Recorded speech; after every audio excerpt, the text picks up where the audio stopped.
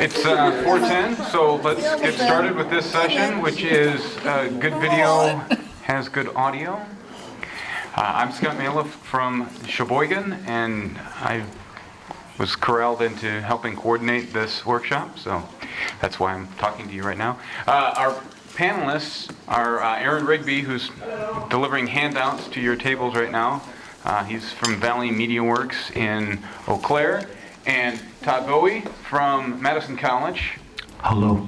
And I'll let them introduce themselves, and you can read their bios in your conference packet. I won't read that to you. So without further ado, Aaron and Todd, take it away. Well, hi folks, I'm Todd. I work at Madison College in the Visual Communications department, and happy to be here. A little nervous. This is my first time speaking on a panel at a conference, and so here's our expert right here. Nope, I don't know what to talk about.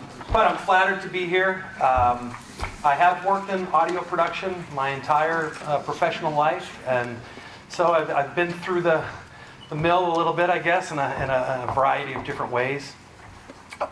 Currently, visual communications, so we're doing audio and video, and primarily my purpose is to teach sound classes, and I'm a lab coordinator, an instructional lab specialist, and communication liaison at the college right now, so they've got me spread a little thin. They're all about these hybrid positions. Basically means one person does about 4 different jobs. And but sound is my passion, and happy to hear about what you guys are working on, and we can kind of compare notes and where you're having problems and what you're running into out in the field, and maybe we can help each other out a little bit, talk about some of the things that I've been working on. And Aaron? I'm Aaron, production manager for Valley Media Works, the Eau Claire Public Access Center. It's been there for 8 years. Oh yeah, I should probably use the microphone that we actually set up. Hello. I tend to be a little bit of a class clown occasionally, so I apologize for that right now. My background actually started in animation and digital effects, so I actually learned how to do sound effects and audio first, and then worked my way into directing and producing and helping others learn how to do the same.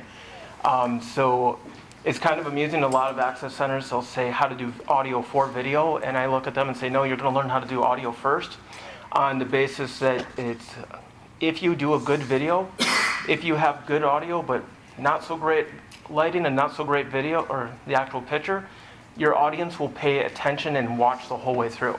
Whereas if your audio is bad, they'll turn it off in a heartbeat. So we want to focus on audio first, and then we can focus on video. I realize that goes against a lot of what a lot of people learn is like, video, it's great. But really, it's about 85% of what we see is actually what we're hearing.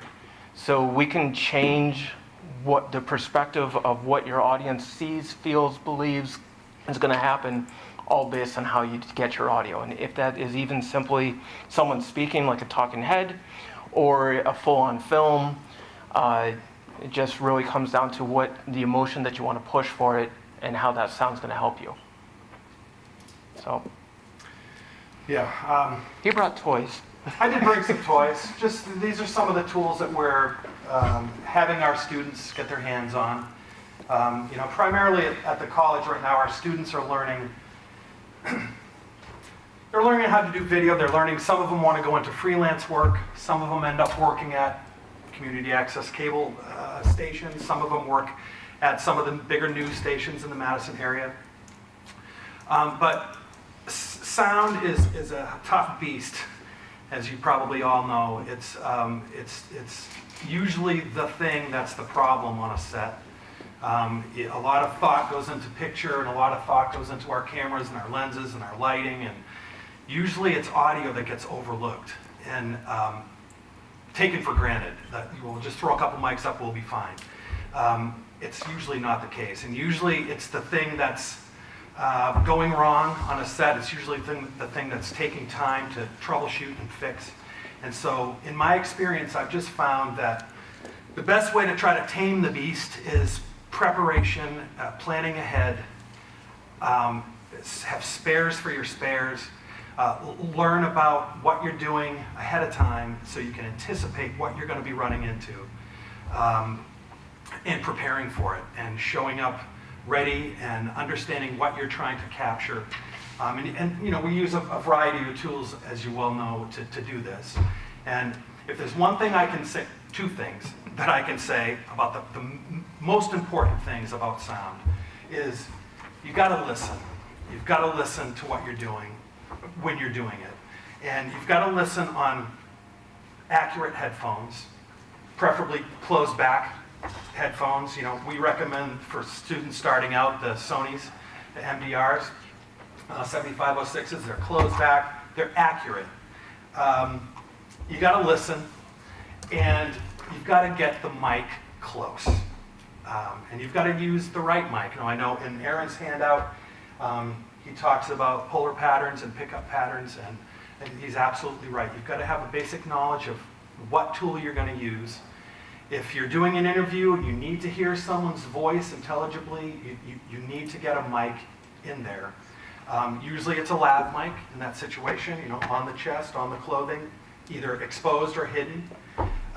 Or you've got to use something like this, a shotgun mic. I have a Zeppelin or what they call a dead cat right on here. Right? It's basically just a shotgun mic under here. You've got to have either something on here or something close by. Sometimes, and you may know, if you're doing some kind of a panel discussion or a roundtable discussion and it's impossible to get lavs on everybody or to get a zoom because it's going to kill your shot, maybe you use some kind of boundary mic, an omnidirectional boundary mic that you can sort of put in the center of the table that has a round pickup pattern that's going to sort of pick up everyone around the table. It's basically choosing the right tool to use and getting it as close as you can, listening, being aware of your signal flow and where things can go wrong. You know, more and more we're using wireless, and so you have to be aware of those, the frequencies, and just stop me if I'm but that would be the main thing I would say. The other one to pay attention to is your location scout. And if you have a chance to go out and do a location scout before you shoot, it isn't just where are my outlets, what is the room, what type of room is it, what type of ceiling, what type of lighting, where are the restrooms. It's also how does the sound in that room. The biggest part of how does the sound in that room is go when you're going to shoot. I can't count the number of times that we've gone to a shoot that's going to take place in a restaurant or a bar, and it's the county's egg and issues, and we go and do a location scout. The restaurant's not open yet, so the compressor isn't running on the AC unit, the ice machine is unplugged, the soda machine isn't on, there isn't a chef or a crew banging dishes around, and then you go to shoot and all your audio is clink, clink, clink, clink. And even with that microphone as close as you can to the person, you're still picking all that audio up. So it's, when you go to do your location scout, go in at the same time. If it's at a restaurant, find a time, like, tell them even if you're not actually eating, take like a voice recorder, your cell phone with a voice recorder on it, like a Hero 6 or a Zoom, anything with a recorder. Go in, sit down, open up the microphone, hit record, and get like a good 5 minutes. That way when you get back to your station, you can then listen to that and get a good feel for what is the ambient noise in that room. And then you can prepare for that. So if you know that there's going to be a compressor in the background, or there's going to be a lot of picking up of like knives and forks on plates, or dishes smashing around, or someone in the kitchen losing their mind, you can prepare for that aspect of knowing, okay, well, I might need a background microphone as well as a lapel mic for my speaker. If my speaker has a podium, I try to tether them to that podium versus saying, oh, by all means, have a wireless microphone, because now giving them a wireless microphone, while it gives my speaker room to move, it gives them the ability to move closer to those problem areas. So it's just knowing what that area is in that room. Same goes for going outside. Are you close to a highway? Is there a bumblebee nest? Is there a bear that happens to walk through the area? You want to know what that area is, what that sound is. A lot of times recording that 5-minute chunk can also save you, because if you still pick up those noises, you can put that WAV file in the sound booth or a similar program and tell it as a noise pattern, and you can clip those out. It's not going to be 100% clipped out. Your master audio might sound a little tinny depending on the frequency that level's at, but you can use it to kind of identify. So if you have a compressor on an AC unit or a refrigerator, a lot of times that's going to be a much higher frequency than a human voice is. So you can actually limit that out without completely losing your voice. Yeah, I wasn't really sure what the skill level was going to be here. I'm sure we're all working in media. We're all, I don't know, what are you guys doing primarily? Are you shooting video at on DSLRs? Is anyone doing that kind of work? Let's try a show of hands. Yeah. How many people are using their cell phones to record video? Okay. Okay, DSLRs? Okay. Panasonic fixed lens cameras? Okay. Okay. So, you know, at Madison College we have a pretty wide range of students that are coming in. The trend in the last few years we found, you know, there's been a big push for DSLR video shooting. You know, you can take advantage of swapping lenses out, getting that really crisp, beautiful video with depth of field. Unfortunately, you know, most of these cameras have the 3 little pinhole holes in the camera for picking up sound. It's basically just reference audio only, which is useful for different things, for sync or whatever, but it's not meant for quality sound. And so you either have to get a better mic mounted on the mount of the camera and go in that way and print it directly to your file, or you've got to do a dual system sound setup where you're recording your audio on a designated recorder, maybe something like this. This is just a Tascam DR70. We use these a lot at school. I like this one in particular just because it's got 4 inputs in case I need it. Another one that's really popular, like Aaron said, is the Zoom H4n that has 2 XLR ins or a little XY pattern built-in microphone that you can use. And then you record your good sound on the designated recorder, and you record your beautiful video on the camera, and then you marry them in post. We're teaching Adobe Premiere, which probably a lot of you are using Premiere, and the audio sync in that program is really simple to use. It basically just looks at the waveform of your good audio, looks at the waveform of your yucky audio, and matches them up, and then you either delete or mute your bad audio, and you've got beautiful picture and beautiful sound. Another tool that we use is a thing called JuiceLink. Have you guys ever heard of this little box? This is kind of a neat little unit. Basically what this is it allows you to plug in a professional level, you know, microphone with XLR connection. And it basically just supplies you with high-end preamps and then allows you to print that good audio right in your camera. So it bypasses the camera, those 3 little pinhole mics, and prints good sound. I'm not as much of a fan of this, especially for our students that are just coming in that don't have a whole lot of knowledge. There's a lot, you have to kind of set all these dip switches on the bottom of this thing and get it just to the settings you need for the particular shot you're doing ahead of time, because otherwise it's mounted on your tripod, your camera's on top, and you have to kind of tear apart your whole thing, which isn't really practical. But the bottom line is you got to get a mic close, and you've got to have some fairly good quality preamps so you can control that input gain. You're not clipping, you're getting a good digital recording that you can match to your picture later. And the other thing I've found is, like you mentioned, sound booth, where using Adobe Audition, which is just part of the Creative Suite for sound, and it's got wonderful noise reduction capabilities, processing capabilities.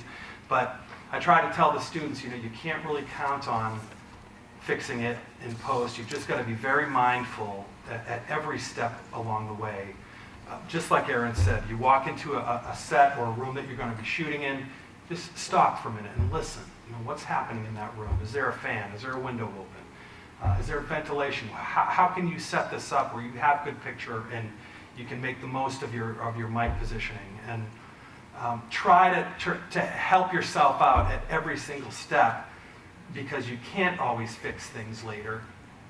Those tools are getting a lot better, but we can't always rely on them. Yeah. I get to show my age. I used to teach my students, don't ever rely on fixing it in post, find a new director. I've since changed my tone that there's still some things, don't try to fix in post, but you can fix a little bit more now in post. Like if you get a really blurry video, but that's video, we're talking audio. Yeah, it actually is pretty amazing, the stuff, especially in audition. I mean, you can, if you have as long as the sound you're trying to get rid of isn't too distinctive and isn't directly competing with your dialogue, then you're in for problems. If you have a car that passes and a horn beeps while someone is speaking, it's very difficult to get that out without making the audio sound all artifacty. If you're lucky enough to have that non-desirable sound isolated, then you can make a sound model of it, kind of sample it, and get rid of it if you're lucky. And you're not always lucky. But those tools are getting a lot better and very useful for lowering background noise and being able to push your good dialogue up in relation to the background noise. And are you recording room tone when you? Yep. So it's what we'll do is we show up about an hour before the actual shoot creates. Yeah. We'll record about 5 to 10 minutes of room tone in various areas.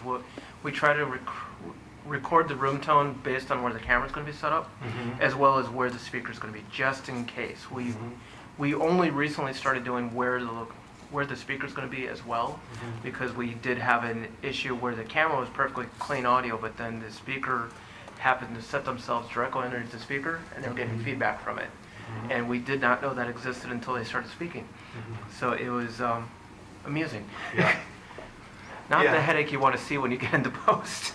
I've had a lot of the students say to me, why are we recording room tone and why are we sampling the room tone and getting rid of it within the audio track? And then why are we bothering to record room tone, and why don't we just leave that room tone in there? Why are we trying to get rid of it? And it's always been my experience and my understanding is you lower that room tone and you do your processing, your EQ and your compression on your good dialogue, so you can boost that up and so you can have that prevalent in your mix. And then you can put a little room tone in there to make it sound normal again, but you have that control over the good quality dialogue sound, so you can get it right where you need it. It's essentially what we're describing here is really ADR. Any film that you're going to go see, the audio you're hearing in the final post, all of that is going to be done in post. It's the original audio is long gone. The original audio, like Chris Helms screaming at the aliens coming through the portal, that's going to be my basic room tone. But then I'm going to bring them in. I'm going to have them do a voiceover tech on top of that. I'm going to take my sound effects. I'm going to build the entire scene, so now I feel like I'm in New York versus a soundstage in LA, and the original audio is getting dropped out. But in using that original audio, it's also really echoey. Actually, a really good example of it is on YouTube. There's the rough cuts of Star Wars, A New Hope. It's mildly amusing because the actor that played Darth Vader has a heavy Scottish accent. And so they dubbed in James Earl Jones' voice on top of that. But it's in a soundstage, it's echoey, it sounds like it's in a tin can, and then Darth Vader is a Scotsman. It's fun. But then you can see how all that sound effect capability comes in. So if you're building a film or just a TV show where you want to add some sci-fi effects to it, having those sound effects nice and clean allows you that ability that you can add and layer them more. One of the ones that we've run into at Valley Media Works is we did everything right. We got the sound imprint, we we're able to get rid of the compressor in the background, but the audio still was just a little low. And no matter how much we jacked it up to try getting that higher level, we started getting hisses and buzzes as we brought it up because we just recorded it too low. And one of the quick ways to fix that is just duplicate that audio layer, and just, as long as you have them lined up, you can still pad out how high that audio level is by putting it in 2 or 3 times and then running that through a normalizer so all 3 of them are being worked together. Instead of, do make sure you get them lined up, otherwise if you're 1 frame off, you get the coolest effect, but probably not what you're looking for in city council meeting. But there's multiple ways to be able to pad that audio in. It's the biggest one is when you're recording, watch your audio levels, keep your headphones on, as our great camera operator back here that keeps nodding every so often. It's having the headphones on is going to give you that quick way of noticing it. Not having the headphones on, even static shows up as a waveform. So if you're watching your microphone and you watch that little bar go out, you can look at it and go, oh, I'm getting audio, and then get back home and just hear pure static the whole way through. So that's where having your headphones, you can really tell where your static is, where your audio is. If your camera's set up so like it splits channels, so speaker A is on the left channel, speaker B is on right channel, you can actually sort of keep track of that aspect. When you're recording the audio, sometimes it happens, but try your best to keep it out of the red. A little bit of yellow is okay, we can still fix that. 2 bars or lower, you're going to get a lot of hisses when you bring that audio up. So you kind of want to you want to find where your medium level is and stick in that area. If your camera has a limiter control on it, it depends on the camera, because I personally hate the limiter control, because while it's nice that if someone claps, it might limit that level, at the same time that echo's not going to be cut out of it. So you're going to run into, as your audio level starts bouncing, you can more easily have your operator adjust the audio level on the camera than it is to have that auto limiter try to cut it out, because you could cause more damage to your audio in the process. Again, it really depends on the camera and who your producer is. Some cameras have the capability of being able to cut out, like recognizing that echo and being able to cut it out. Other cameras don't. It's just play with your gear, know your microphone, know your system, and if you know it will work, turn it on. If you know it won't work, don't instruct to turn it on. Yeah. But it's really just knowing your equipment. Yeah, that's a great point. Knowing your equipment, and it's what I kind of talked about when we first started. Just kind of mapping it out and almost rehearsing what you're going to do on the shoot, if you have that opportunity. How many of you guys have run into miking someone up, doing an interview or something, and that uncomfortable couple of moments where you just have to have someone talk? Most people don't like to be on camera. They don't like to be recorded. It's kind of challenging. They don't, when you ask them to talk in their normal voice, so you can get your levels in the neighborhood where you need them, they'll talk, hi, my name's Or test 1, test 2, yeah. test... Or they'll either be too loud or they'll be too soft because they're nervous. They don't like to be on mic. They don't like to be on camera. And then when they do start talking, maybe they get all excited, they get all animated, and next thing you know, they're burying your levels and you're clipping, and then you either have to have them repeat that sentence because you know you clipped. And like Aaron said, once you do clip and go into the red, very difficult to fix, if not impossible to fix distorted sound, digital sound. Yes. What's the best way to mic a lav? Because I've seen it on TV where both ways, where it's straight up and down, where what I'm used to doing. And I've seen it, upside down too. It's going to depend on the style of the microphone, and it's going to be upside down. There's a lot of microphones that'll have a twin channel on it. Those ones, typically, it looks like it's upside down, but it's actually pointed in both positions. That way, it's similar to, it's like if we're talking here, I'd want to have mine closer to my right, closer to the left, so we can pick up each other. So if mine dies, I'm getting picked up over here. Yeah. One of the ones we do is we use your hand. Put your middle finger at the bottom of your chin, where your palm is, about this part distance, is going to be a good place to put that microphone. You want to make sure that like if you have a lanyard, you can clip there. If you have buttons, try to stay away from the buttons. Anything that microphone can brush against, whether it's hair, a scarf, a lanyard, jewelry. If you have anything like that in that area, it's like if it's jewelry or a lanyard or like that necklace or a scarf, you can sometimes hide the microphone within that. So it's like a lav mic. If you have the ability to put a larger clip onto it, you can actually clip it onto the necklace so it's hidden inside the necklace but not close enough to brush and constantly get that scraping that you would get. As far as microphone itself, usually. I normally do the sort of... It should be straight up though, right? So, some labs are omni pickup pattern, so they pick up in a circle like this. And so others are cardioid, where they have so it's better if you have them sort of facing up like this. But he brought up a really good point. I just ran into this last night. At the college, we're doing this thing called the Vollrath Chef Series right now. And Vollrath is a Wisconsin company that makes cookware, kind of high-end pots and pans and stuff like that. They're from, I think, Sheboygan maybe is where they're located. They've teamed up with Madison College and got in Kyle Cherrick, who's a PBS. He does a show on PBS called Wisconsin Foodie. He's hosting this show for us. We do once a month. They bring in this kind of nationally recognized chef. I'm not really a food guy, but I've really become interested in it after kind of directing this series. Last night we had a chef named Gail Gand, who's a James Beard award-winning pastry chef. It's a really well-known.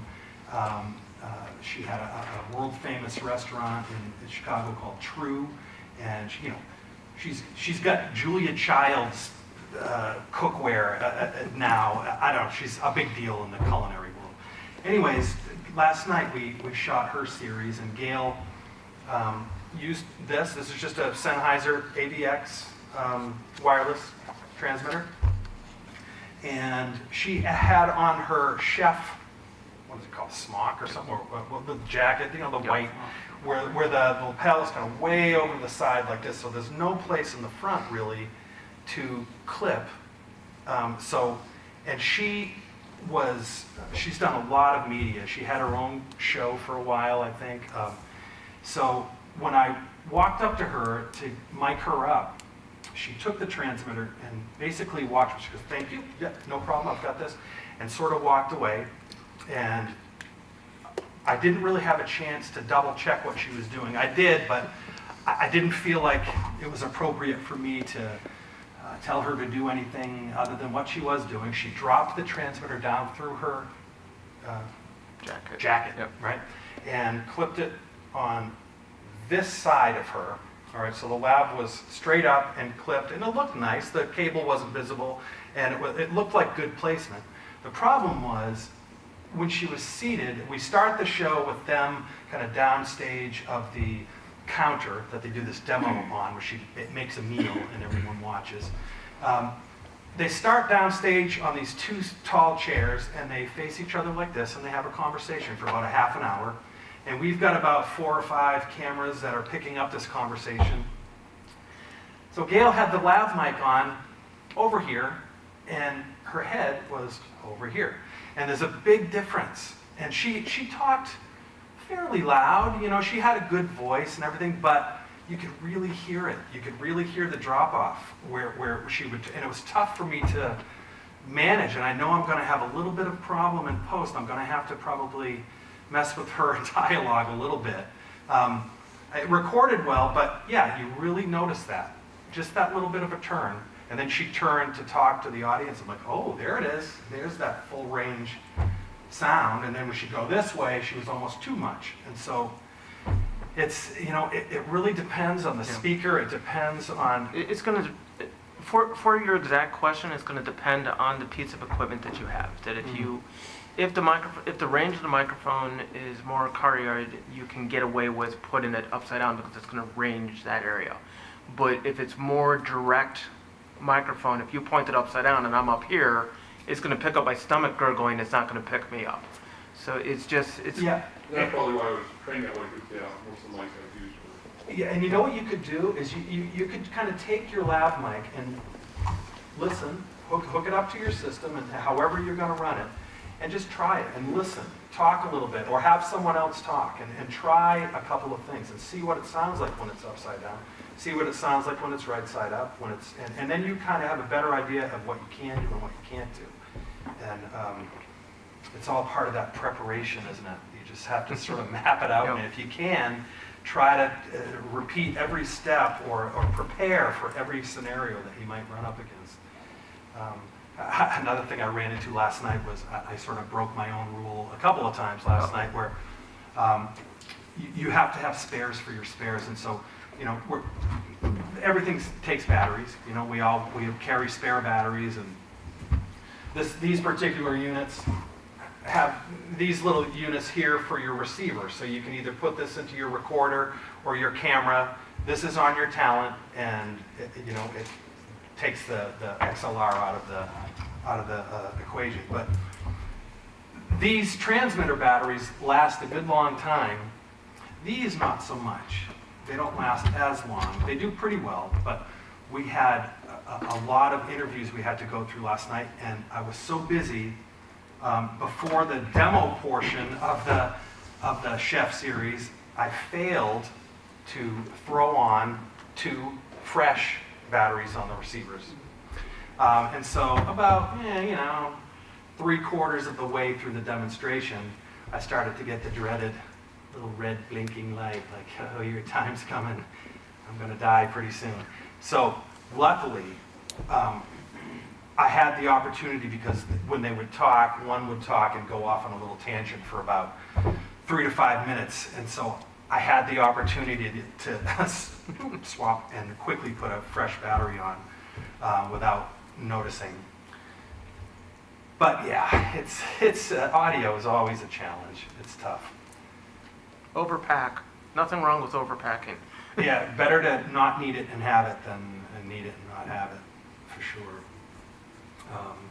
Let's see what else. Any other questions?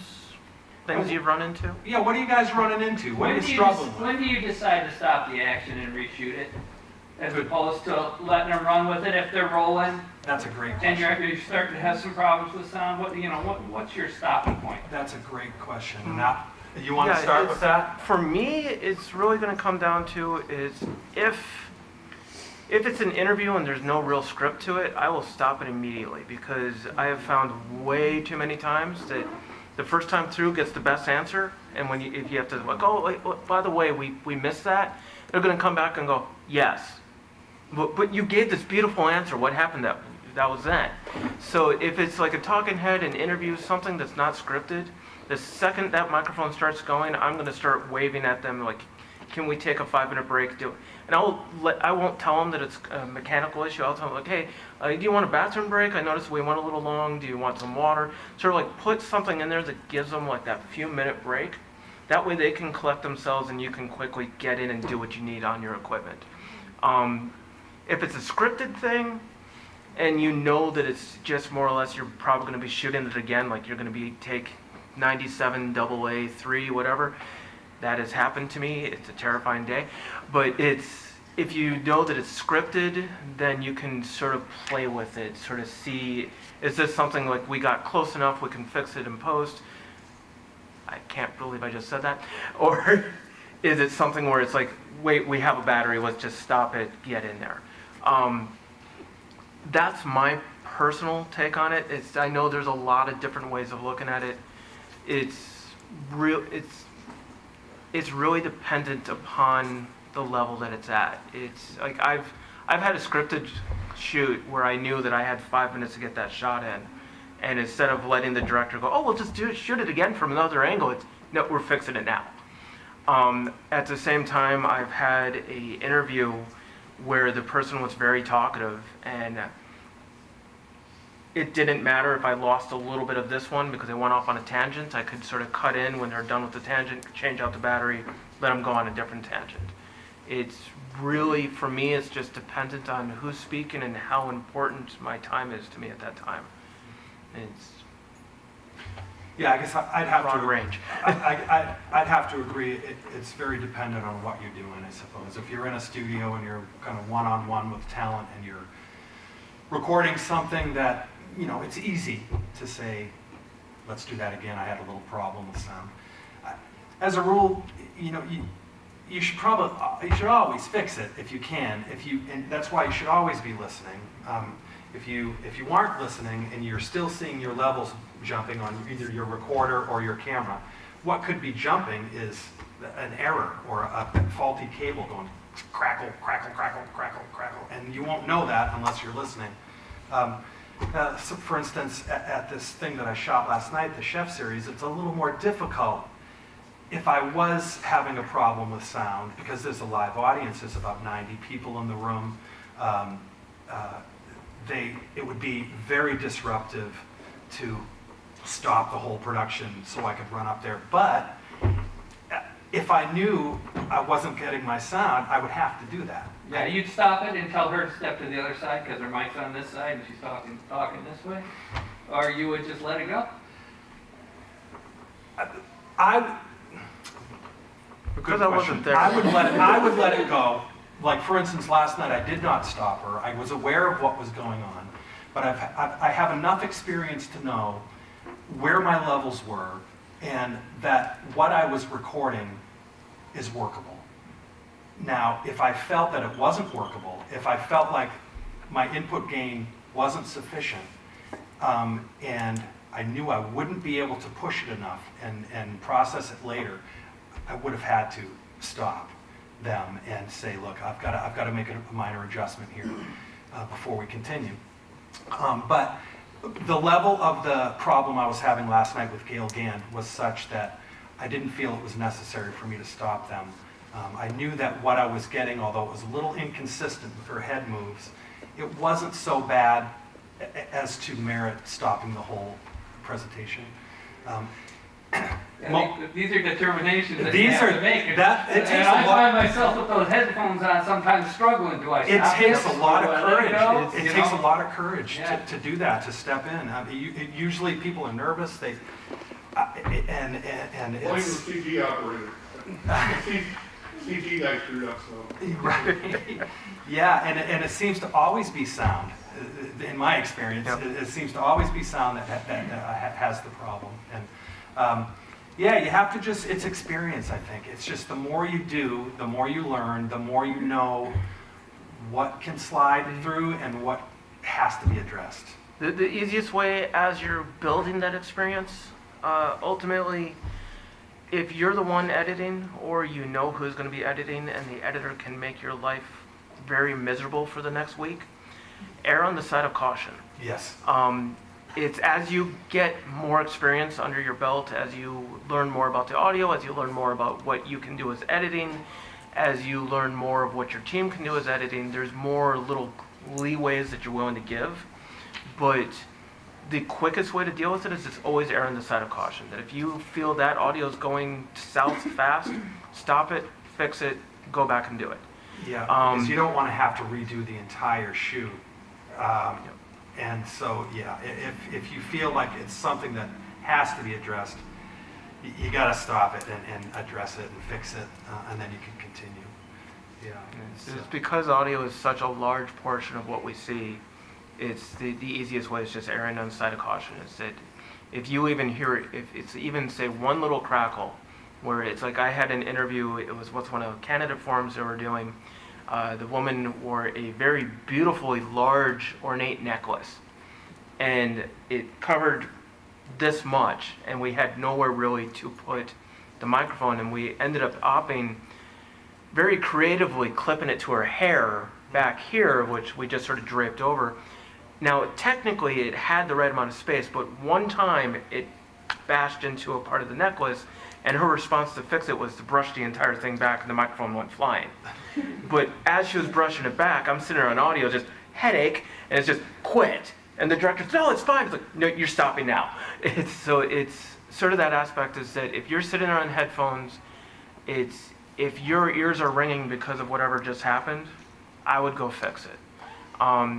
Whether that's a small bit of static, whether it's a small clip of the microphone, someone coughing, your speaker sitting there clapping. I'm not going to do it this time. It's watching your camera operator go, any portion of that you feel that is just enough that will take away from the story or the feeling that you're trying to push, then step in and fix. Yeah. How many of you are doing live production or streaming or live broadcast? Okay, so this is another difficult one. If you are streaming live or you're going live and you're having a problem. Not as easy to step in and fix, but is possible. Yeah. If you are on a shoot where it's just you, probably not as easy to go up and fix an issue. Like, I'm at city council and my operator has the microphone here where I set it up, and then they moved it over here, but oh no, the microphone's still pointed at me, but I'm not hearing it. Our goal as Valley Media Works is we'll go to a wide shot, our operator will go up there and you'll see a small hand come up and push it over towards them, and then maybe the back or head of someone crawl out of the shot, and then all of a sudden we'll go back to the close-up.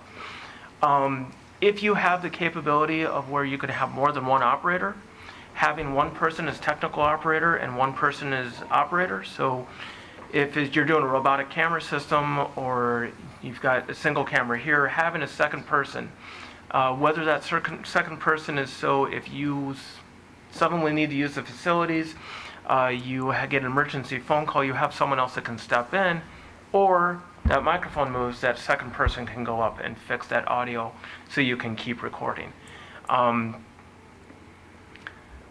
Beyond that, maybe figuring out hand signals to be able to tell your county administrator, like, I have no audio. Maybe they can stop the meeting or tell the person, please talk into your microphone. Don't point it at the ceiling.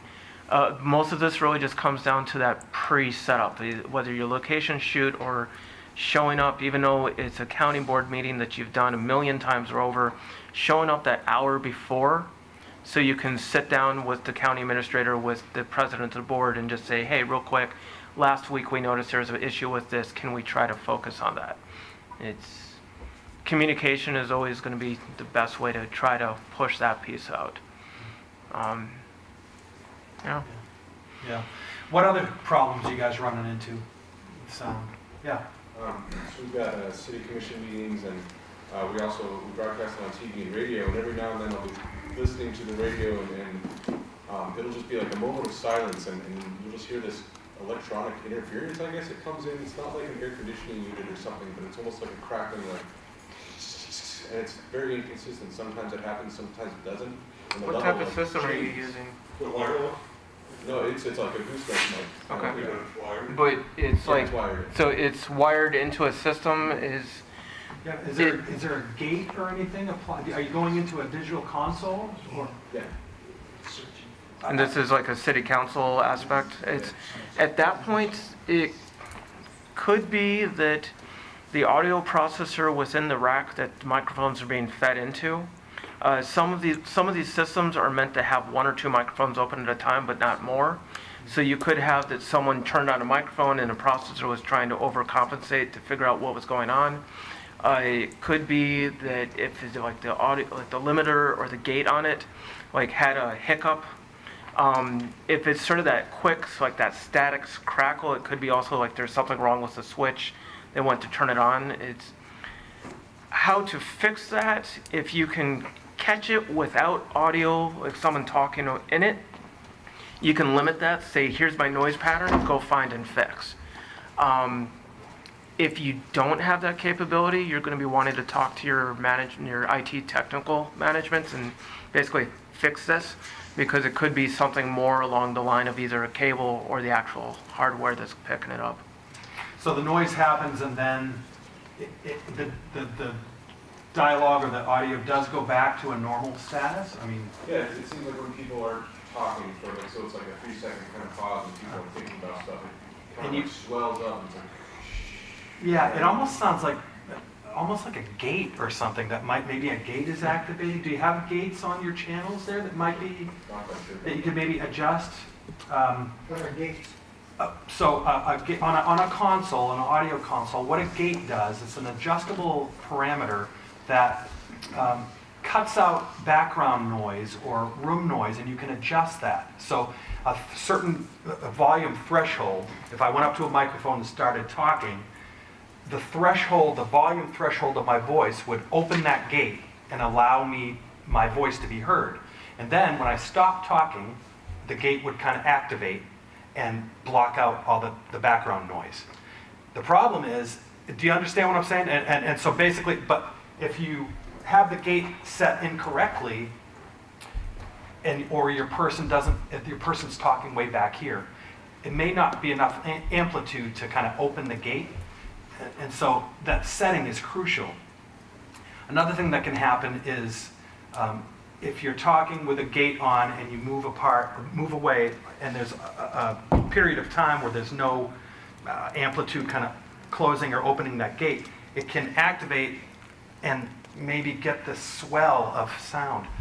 I probably described that well. No, so how many of you have audio boards connected to your microphones? Like, are you going directly into the camera, or are you going to an audio board that's then going to your program? Most of those audio boards, you're going to have a gain or mic control. You're going to have the level, and then you might have an EQ on it. If you have the EQ, you're going to have more control over that gate. It's actually labeled threshold, so you're going to have a negative and a positive number with an infinity number in the middle. Infinity just means it's level. But if you have some, and what's nice about that EQ level is, so if someone comes in with a cold and there's a little scratchy voice, you can use that EQ to fix not the whole aspect of their range of voice, but you can bring it up or down to where their level should be. The gain level is actually, it's a lot of people go, oh, but it's the additional volume knob. The gain level is actually how far away you are from the microphone. So if you're really close to it, you want a really low gain level, because I'm going to be able to pick everything up. And that's where that gate is also going to come into handy. So if I'm way back here, then I can raise that gain up, because it's going to make that level of how that microphone wants to pick you up.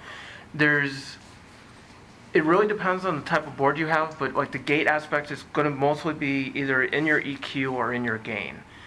Basically set your slider to where you want their audio to be, and then based on how far away they are from it is where your gain's going to come in. What is your microphone hooked into? On the camera or onto a board? Into a board. And there's like 5 to 8 mics all working together depending on the team. Yeah, I would take a look at what the level the gain is. If it's preset to the infinity, then it's just that average level. If it's something, if you're noticing it happen more on the aspect of like when they're pulling away from a microphone, I would definitely check the gain level. It could be that the gate is trying to fill in that space and you're getting that swell. And maybe try to just narrow down the problem somehow. Go in there when the meeting's not in session and try opening up individual channels. And you said you had about 8 that are active at a time or something?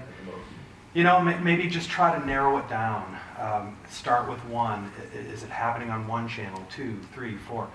Try to find out. Maybe it's 1 channel that's causing the problem. I did a lot of touring in my previous life, and it was always trying to isolate the problem by taking away items in the signal chain and just try to narrow down what's causing the issue. But what you're describing, it kind of sounds something like a gate to me, where it's either a gate or a compressor. A greater compressor or something. Is there any Automatic gain control? Yeah, something like that, right.